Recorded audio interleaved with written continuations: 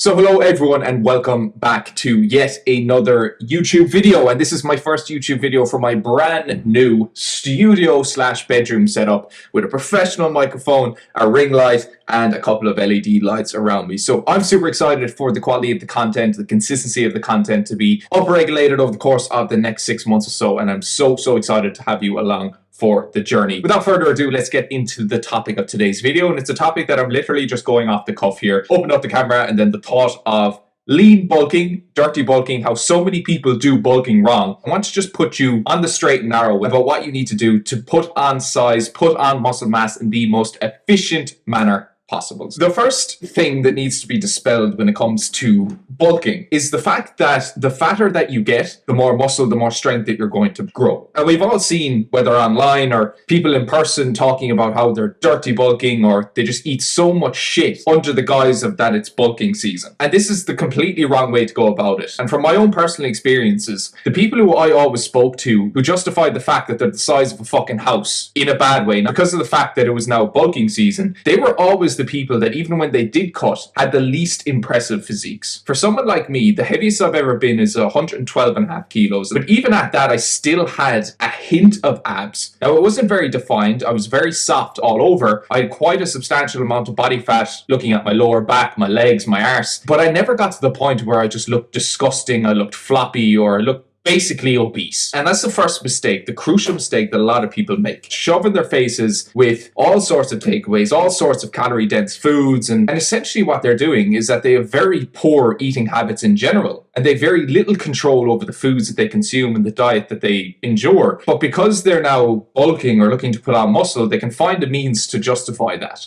And the truth is, you do not need a hell of a lot of calories to put on a hell of a lot of muscle. In truth, you go 200-300 calories of a surplus, so 200 or 300 calories above your maintenance, and you're going to put on as much muscle as you're ever going to put on. If you start pushing the bulk beyond that, eating thousands and thousands of calories above your maintenance, it's not more muscle that you're going to put on, but it's going to be exponentially more fat. And some of you may say, well, I'll be okay with putting on fat. I don't really mind if I'm not looking my absolute best. But you have to understand, from a longevity perspective, if you're to keep putting on fat at the rate that you're putting it on, and if you're to keep looking the way that you are, feeling the way that you are, performing the way that you are, how long are you going to be able to sustain that? And hence, how long are you going to be able to actually allocate towards a bulk before you decide that you feel disgusting and you want to cut again? The biggest thing that's going to hold a lot of people back is the fact that they're too temperamental between cycles of bulking and cycles of cutting. They might bulk for 6 weeks, take the fucking piss, eat 6,000-7,000 calories each day, get fat as fuck, after which time then they're thinking,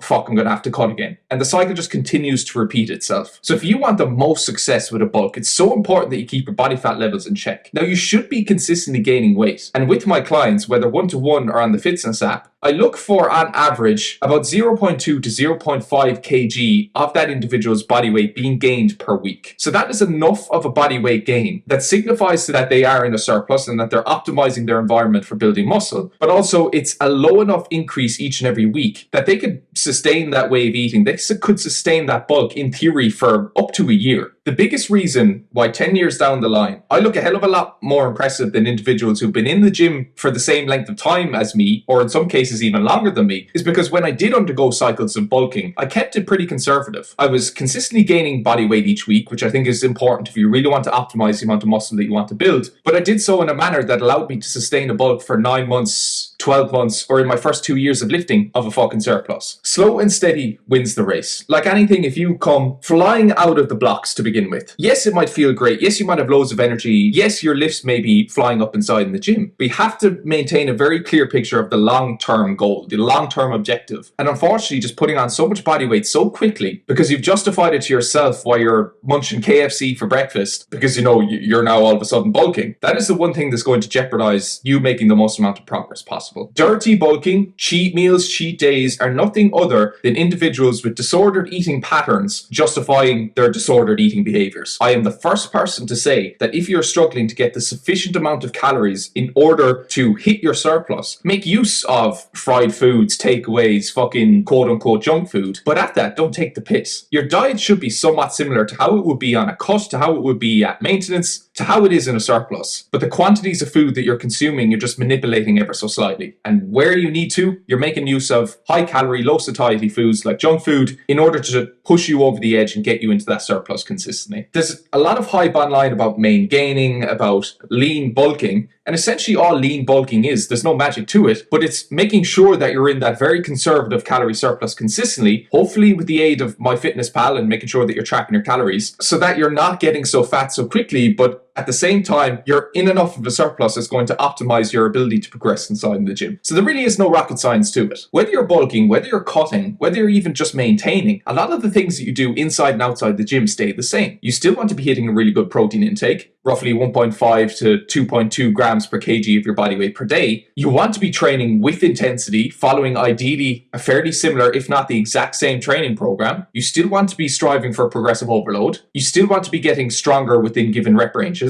But in essence, the only thing that changes for me, whether I'm cutting or whether I'm bulking, is the quantity of food that I'm consuming. The contents of the meals stay somewhat similar, but I just have fucking more of them. And if you are someone who's looking to undergo a bulk and you don't know where to start, I highly recommend checking out the link in the description here. It's a training program that is wham as fuck, tried and tested over 2 years of coaching people in person and online, using the exact same principles that hundreds of clients of mine have used to get jacked as fuck, as well as the principles that I have abided by to look like this. You'll also get a meal plan, you get calorie goals, have everything that you could possibly need, as well as the ability to email me and to bounce off me in weekly group Zoom calls.